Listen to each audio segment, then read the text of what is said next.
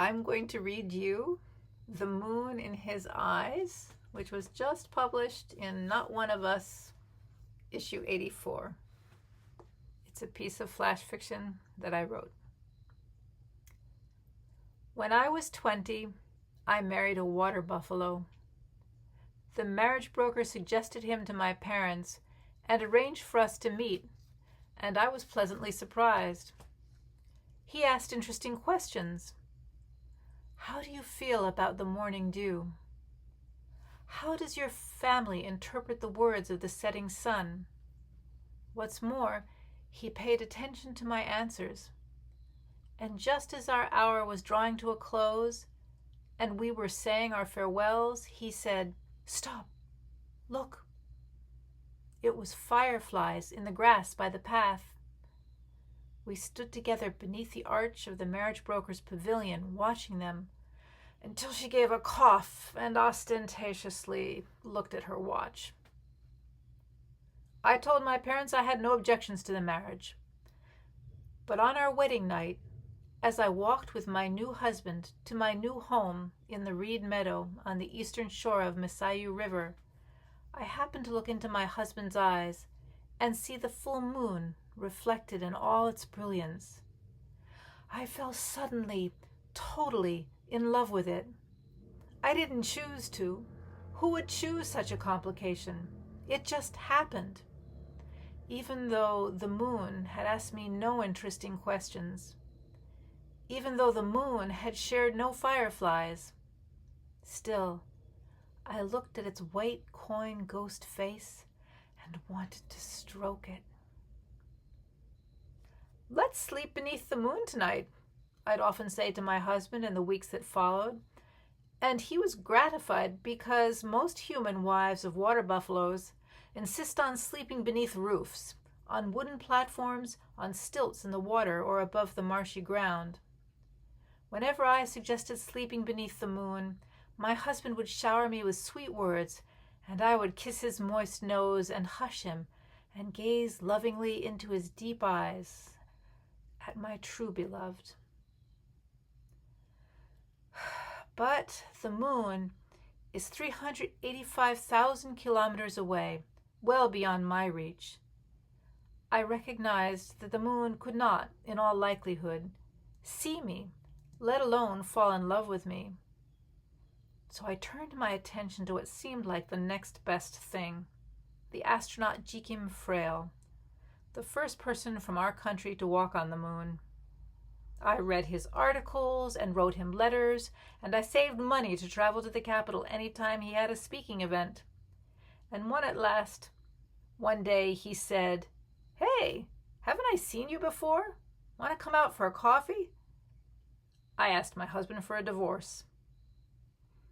He signed the divorce papers without a word of recrimination, merely saying, "You're making a mistake." He was right. The astronaut had been to the moon, but his eyes held no moonlight. And as for his conversation, well, his questions were mainly along these lines. Do you know how hard it was to qualify for the space program? Do you know how many other people I had to beat out? Guess how many hours of physical training I had each day? Who do you think scored highest on emergency procedures? It turned out he'd had his articles ghostwritten. So I returned to the reed meadow, not to my ex-husband. I wasn't that bold or shameless, but to an unoccupied, water-sodden patch of ground. I dug out a reflecting pool and wove some mats to put on the excavated mud. That way, I could lie beside the pool and feel close to the moon. I could even put my hand in the water to stroke its face.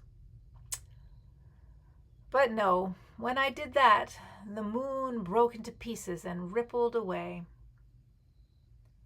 One night, as I was reclining, head propped in one hand, gazing at the moon in the pool, a deep voice startled me. "So, it wasn't actually the astronaut you were after. It was the moon." There behind my mat stood my ex. His eyes were full of moonlight, and I felt a pang. I realized that it wasn't the moonlight that made my heart tremble, but his eyes, the cups that held the moonlight. I bit my lip. How very, very stupid I was. So, this is regret, I thought. But all I did was nod. He sat down heavily beside my mat. You know, some years before you and I met, I had a failed romance, if you can call it that, he said. You did? He had never mentioned this in our time together. He nodded. I fell in love with a rainbow. Not any old rainbow. The rainbow that forms when the day dawns hot after a chilly night and the sun shines through the mists on Masayu River. He sighed. I gave my heart to it entirely, but I couldn't get close to it, much less win its love. Just like me and the moon. I was too shy to tell him what I had just understood about my love. He nodded again. The rainbow was so beautiful, so colorful, so ethereal.